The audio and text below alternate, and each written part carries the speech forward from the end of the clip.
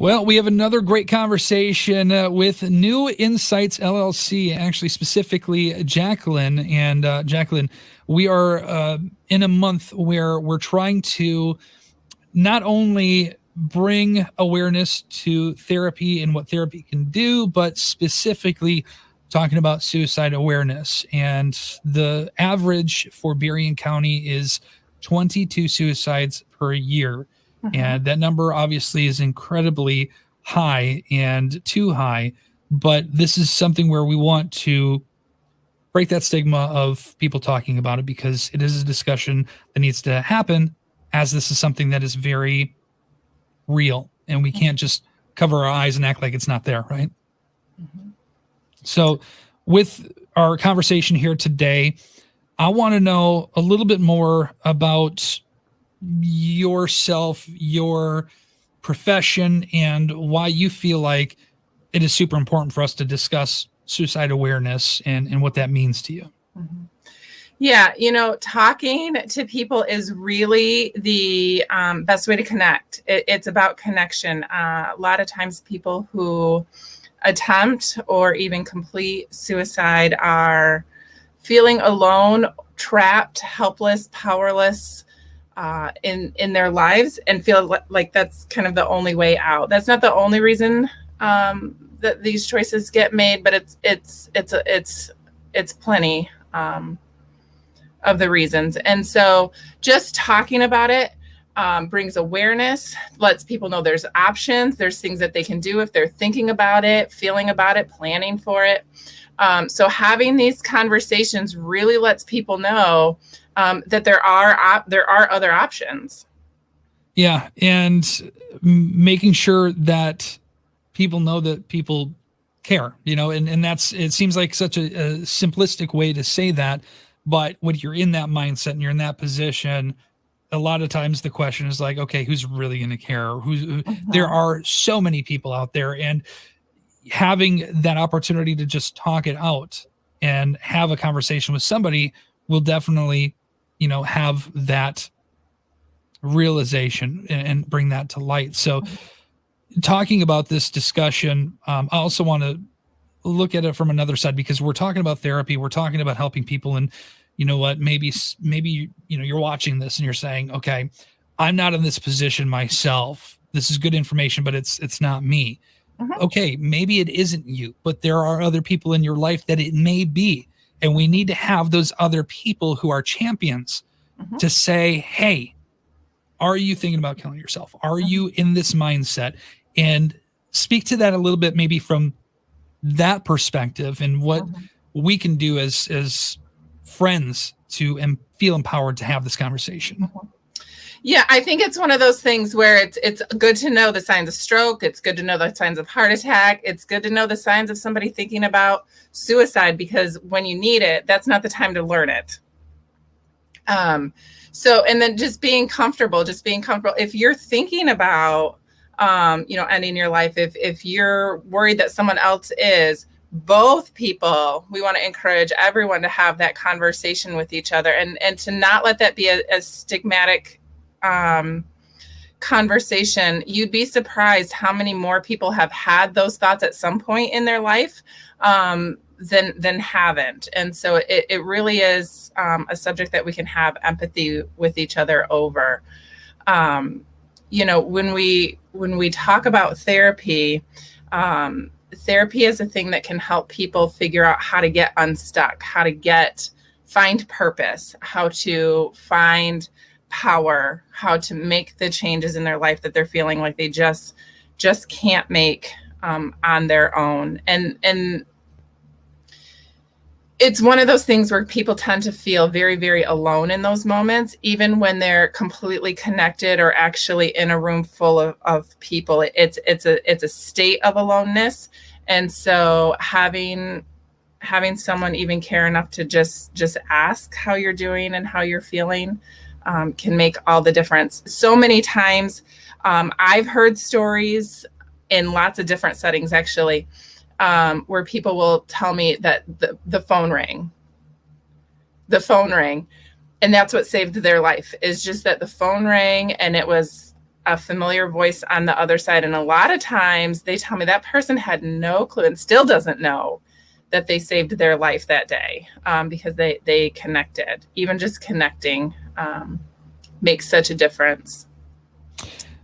There's a country song that is, and not to transition here, but it's called "The Call," and it's exactly about that. Is, in a world where there's so much bad stuff, it's so easy to be brought down and dragged down by things. You never know what somebody's going through. You never know the state of mind that they're in. We need to be kind to one another. We need to be caring to one another. And that seems very simple, but again, making sure that we're connected and making sure that we let everybody know that, especially in your life, hey, I care about you. And something like that, as simple as that, and making that phone call makes all the difference.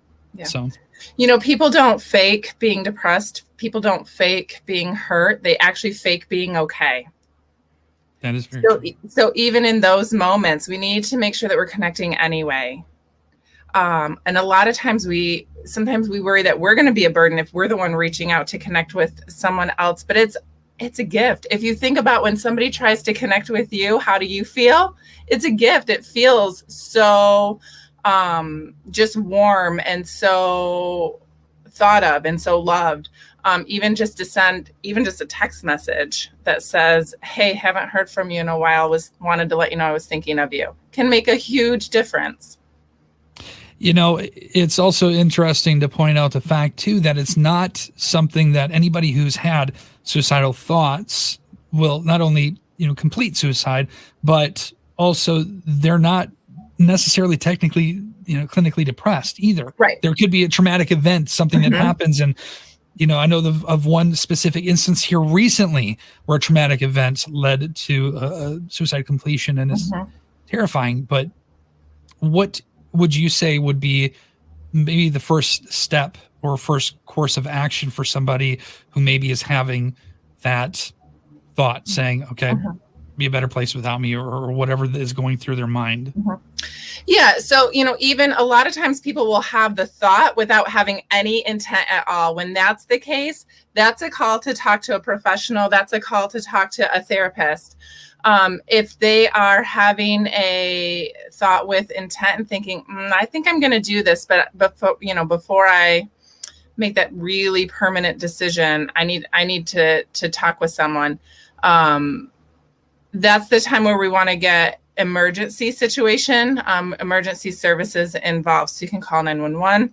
You can call, go to the emergency room. These thoughts are emergencies. And so the emergency rooms are prepared to help folks who are feeling this way.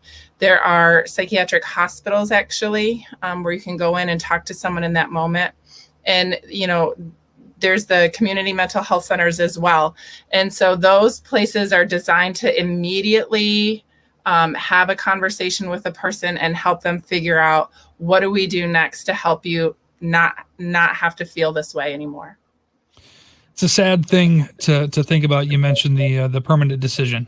It is a permanent decision, and that's why we absolutely have to not only take it serious, because I don't think that there's anybody who doesn't take it serious, but being serious about awareness in ourselves and in other people, but also taking it serious in making sure that we're doing what we can to take the appropriate steps forward and take the help that's available to us. And what's interesting, so you, with New Insights, Jacqueline, you are located in Berrien Springs, right?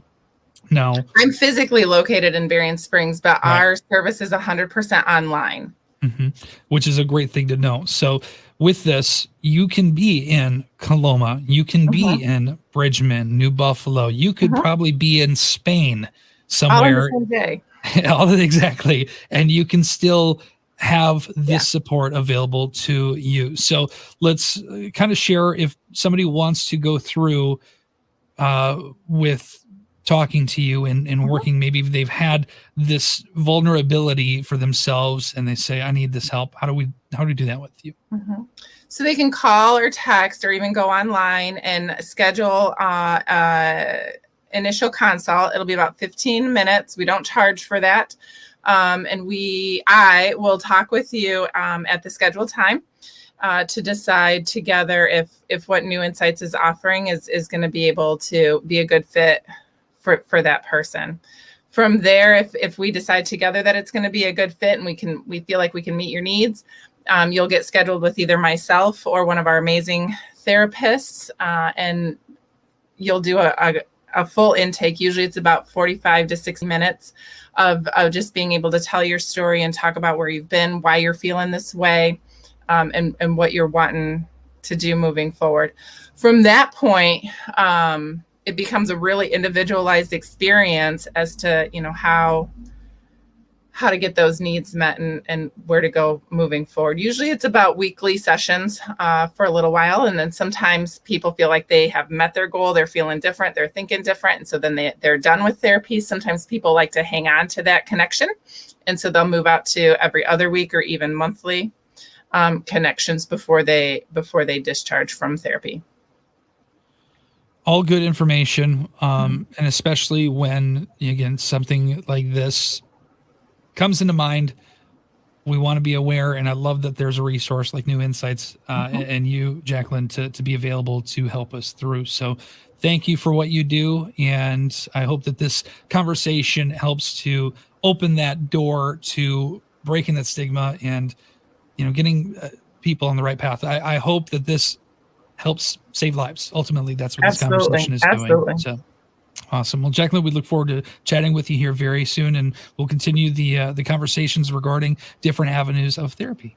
All right. Thank you so much, Matt. All right. Thank you. Take care. Bye-bye.